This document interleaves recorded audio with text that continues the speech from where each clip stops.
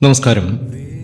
നാളെ 1201 കുംഭമാസം 30-ാം തീയതി, മാർച്ച് മാസം 14-ാം തീയതി ശനിയാഴ്ച.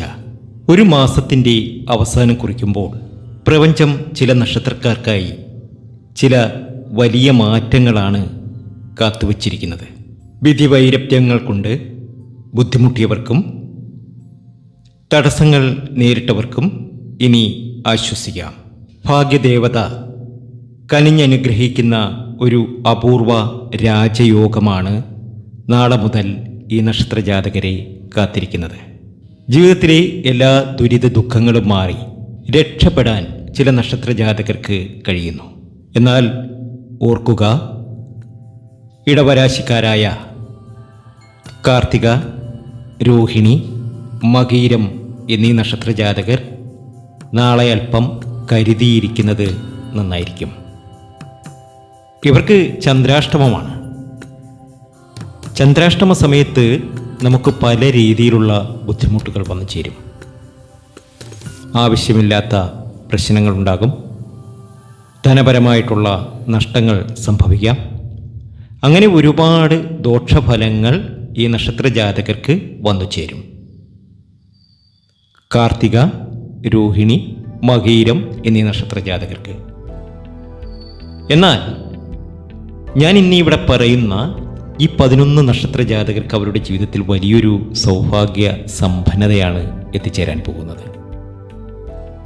പ്രതിസന്ധികളും പ്രശ്നങ്ങളുമൊക്കെ അവസാനിച്ച് രക്ഷപ്പെടാൻ ഈ നക്ഷത്രജാതകർക്ക് കഴിയുക തന്നെ ചെയ്യും. ആദ്യം തന്നെ ഇടവരാശിക്കാരെക്കുറിച്ച് ഒന്ന് സൂചിപ്പിക്കട്ടെ. കാർത്തിക അവസാന മുക്കാൽ, രോഹിണി, മകീരം ആദ്യ പകുതി. ഈ നക്ഷത്രജാതകർക്ക് ചന്ദ്രാഷ്ടമം വരുന്നതിനാൽ നാളെ പുതിയ കാര്യങ്ങൾ തുടങ്ങുന്നത് ഒഴിവാക്കുക. മനസ്സിന് അല്പം അസ്വസ്ഥതയോ അനാവശ്യ ഭയമോ തോന്നാം. ഹനുമാൻ സ്വാമിയെയോ ശാസ്താവിനെയോ ഭജിക്കുന്നത് ഉത്തമമാണ്. കാർത്തിക, രോഹിണി, മകീരം എന്നീ നക്ഷത്രജാതകർ. ഈ ചന്ദ്രാഷ്ടമ സമയത്താണ് നമുക്ക് നഷ്ടങ്ങൾ സംഭവിക്കുക. നമ്മൾ ആരോടും അങ്ങോട്ട് വഴക്കിനെ അല്ലണ്ട. അവർ ഇങ്ങോട്ട് തന്നെ വരും. വന്നതിന് ശേഷം പഴി മുഴുക്കെ നമുക്ക് തന്നെയായിരിക്കും. അപ്പോൾ നാളെ ഈ നക്ഷത്രജാതകർ ഒന്ന് ശ്രദ്ധിക്കുക. ഇവർ ശ്രദ്ധിച്ച് തന്നെ മുന്നോട്ട് പോകണം. എന്നാൽ ഞാൻ ഈ പറയുന്ന 11 നക്ഷത്രജാതകർക്ക് ഭാഗ്യത്തിൻ്റെ കൊടുമുടിയിൽ എത്തിച്ചേരുന്ന സമയമാണ്. അവരെ നമുക്ക് ഇന്നത്തെ വീഡിയോയിലൂടെ അറിയാം.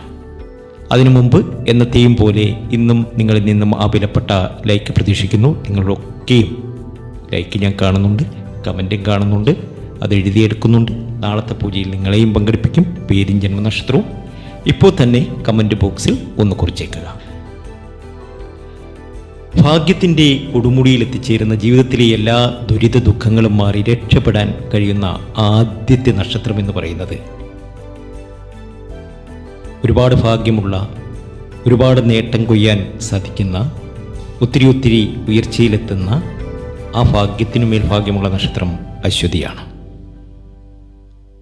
നിങ്ങളുടെ കരിയറിൽ ഇതുവരെ നേരിട്ട തടസ്സങ്ങൾ നാളെയോടെ മാറാൻ തുടങ്ങും.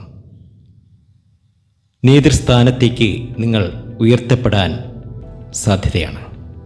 നിങ്ങൾ രക്ഷപ്പെടാൻ പോവുകയാണ്. നിങ്ങളുടെ ജീവിതം മാറാൻ പോവുകയാണ്. ശ്രീകൃഷ്ണസ്വാമി ക്ഷേത്രത്തിലേക്ക് ദർശനം നടത്തുക.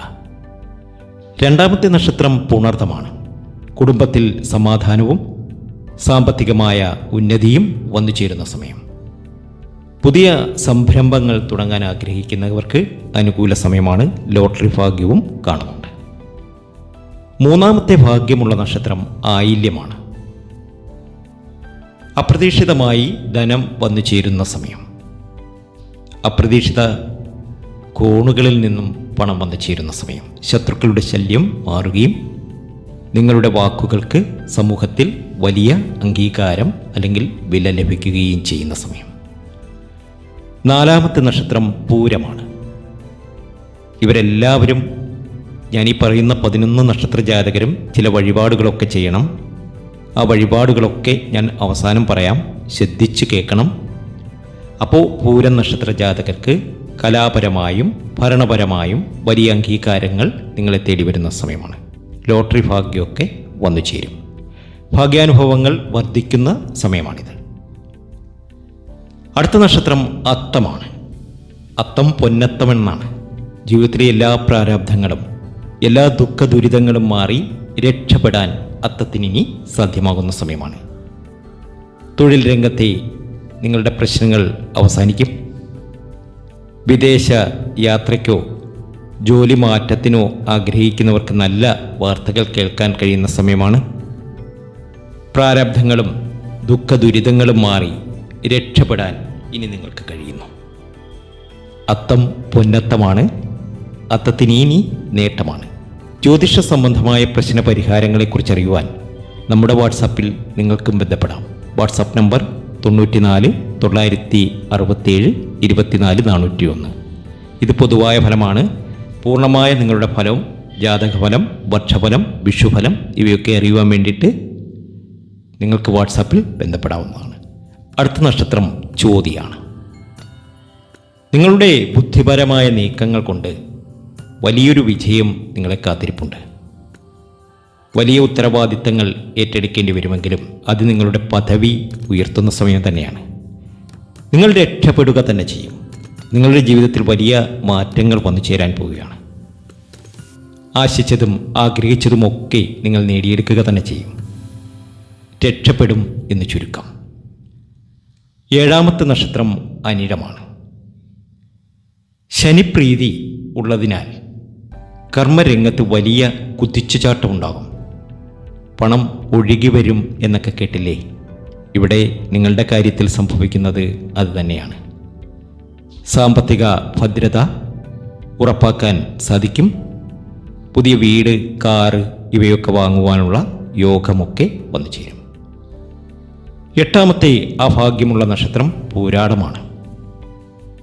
നിങ്ങൾ ആഗ്രഹിച്ച, നിങ്ങൾ കൊതിച്ച ആ കാര്യം നിങ്ങൾക്ക് നേടിയെടുക്കാൻ കഴിയുന്ന സമയമാണ്. ഒരു ഊർജ്ജസ്വലമായ ദിനമായിരിക്കും നാളെ നിങ്ങൾക്ക് വന്നു ചേരുക. നാളെ മുതൽ നിങ്ങളുടെ ജീവിതം മാറി മറിയും. ആശിച്ചതും ആഗ്രഹിച്ചതും കൊതിച്ചതുമായ കാര്യങ്ങളൊക്കെ നിങ്ങൾക്ക് ലഭിക്കുക തന്നെ ചെയ്യും.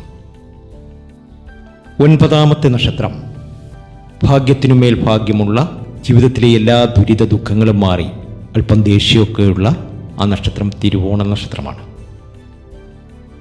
നിങ്ങളുടെ ജീവിതത്തിൽ വലിയൊരു മാറ്റം വന്നു ചേരാൻ പോവുകയാണ്. സത്സന്താന ഭാഗ്യം, പുത്രഭാഗ്യം നിങ്ങൾക്ക് വന്നു ചേരും. നിങ്ങൾ ആഗ്രഹിക്കുന്ന കാര്യങ്ങളൊക്കെ നേടിയെടുക്കാൻ നിങ്ങൾക്ക് കഴിയും. രാഷ്ട്രീയക്കാർക്കും ബിസിനസ്സുകാർക്കും വളരെ മികച്ച സമയമാണ്. രാജപദവിക്ക് തുല്യമായ ബഹുമാനം സമൂഹത്തിൽ ലഭിക്കുന്ന സമയമാണ്. അടുത്ത നക്ഷത്രം 10ാമത്തെ നക്ഷത്രം ചതയമാണ്. പുതിയ വരുമാന സ്രോതസ്സുകൾ തുറക്കപ്പെടും. ദീർഘകാലമായി മുടങ്ങിക്കിടന്ന കാര്യങ്ങൾ നാളെയോടെ നിങ്ങൾക്ക് പൂർത്തീകരിക്കാൻ സാധിക്കും. ചിട്ടി, ഷെയർ മാർക്കറ്റ്, ലോട്ടറി ഇവിടെ നിന്നൊക്കെ ധനം വന്നു ചേരാനുള്ള സാധ്യതയും കാണുന്നുണ്ട്. 11ാമത്തെ ഭാഗ്യത്തിനുമേൽ ഭാഗ്യമുള്ള, ജീവിതത്തിലെ എല്ലാ ദുരിത ദുഃഖങ്ങളും മാറി രക്ഷപ്പെടാൻ കഴിയുന്ന നക്ഷത്രമാണ് രേവതി നക്ഷത്രമാണ്. രേവതിയുടെ ദുരിത ദുഃഖങ്ങളൊക്കെ മാറാൻ പോവുകയാണ്. കഴിഞ്ഞ 2-3 വർഷക്കാലമായി പേടാപ്പാട് തന്നെയായിരുന്നു. ഒത്തിരി അനുഭവിച്ചു. ദുരിത ദുഃഖങ്ങളിലൂടെയാണ് ഈ നക്ഷത്രം കടന്നു പോയിക്കൊണ്ടിരുന്നത്. എന്നാൽ മാറ്റം വരാൻ പോവുകയാണ്. രക്ഷപ്പെടാൻ പോവുകയാണ്. ദൗർഭാഗ്യങ്ങൾ മാറി രക്ഷപ്പെടുന്ന 11 നക്ഷത്ര ജാതകരിൽ ഏറ്റവും മുന്നിൽ നിൽക്കുന്നത് നമ്മുടെ രേവതി നക്ഷത്ര ജാതകർ തന്നെയായിരിക്കും. രേവതിക്കിത് ഭാഗ്യത്തിൻ്റെ സമയമാണ്. ഭാഗ്യാനുഭവങ്ങളാൽ ജീവിതം ധന്യമാകുന്ന രാജയോഗമാണ് രേവതിക്കാർക്ക് നാളെ മുതൽ തെളിയുന്നത്. രക്ഷപ്പെടും എന്ന കാര്യത്തിൽ യാതൊരു സംശയവും വേണ്ട. ഇനി ഞാൻ ചില കാര്യങ്ങൾ പറയാം. അത് ഒരുപക്ഷെ നിങ്ങളുടെ ജീവിതം മാറ്റിമറിക്കുന്ന പരിഹാരങ്ങളാവാം, അല്ലെങ്കിൽ നിങ്ങൾ ശ്രദ്ധിക്കേണ്ട കാര്യങ്ങൾ തന്നെയാകാം. ഞാനീ പറഞ്ഞ 11 നക്ഷത്ര ജാതകർക്കും ദൗർഭാഗ്യങ്ങൾ ഒഴിഞ്ഞു മാറി ഭാഗ്യോദയം ഉണ്ടാകുമെങ്കിലും കർമ്മശുദ്ധി പാലിക്കേണ്ടത് അനിവാര്യമാണ്. ശനിയാഴ്ചയായതിനാൽ നാളെ നീരാഞ്ജനം തെളിയിക്കുന്നതും അയ്യപ്പസ്വാമി ക്ഷേത്രത്തിൽ ദർശനം നടത്തുന്നത് നിങ്ങളെ ഭാഗ്യം ഇരട്ടിയാക്കും. രാജയോഗം എന്നത് കേവലം ഭാഗ്യം മാത്രമല്ല, നമ്മുടെ പ്രയത്നവും പ്രപഞ്ചത്തിൻ്റെ അനുഗ്രഹവും ഒത്തുചേരുന്ന നിമിഷമാണ്. ആത്മവിശ്വാസത്തോടെ മുന്നോട്ട് പോകുക. കുംഭമാസത്തിൻ്റെ അവസാന ദിനങ്ങൾ നിങ്ങളുടെ ജീവിതത്തിലെ പുതിയൊരു അധ്യായത്തിൻ്റെ തുടക്കമാകട്ടെ. ദൗർഭാഗ്യത്തിൻ്റെ കർമ്മമേഘങ്ങൾ മാറി ഐശ്വര്യത്തിൻ്റെ സൂര്യൻ ഉദിക്കട്ടെ എന്ന് ഞാനും പ്രാർത്ഥിക്കും. അപ്പോൾ ചെയ്യേണ്ടതായ വഴിപാടുകൾ: ശ്രീകൃഷ്ണസ്വാമി ക്ഷേത്രത്തിൽ ദർശനം നടത്തുക, അവിടെ പാൽപ്പായസം നടത്തുക. ഈ ഒരു അറിവ് മറ്റുള്ളവരിലേക്കും ഷെയർ ചെയ്യുക. നിങ്ങളുടെ നക്ഷത്രം ഇതിലുണ്ടെങ്കിൽ കമൻറ്റ് ബോക്സിൽ രേഖപ്പെടുത്താൻ മറക്കരുത്. എല്ലാവർക്കും നല്ലൊരു ദിവസം ആശംസിക്കുന്നു. പുതിയ കാറ്, പുതിയ വീട്, പുതിയ ജീവിതം നടക്കും, ഉറപ്പ്.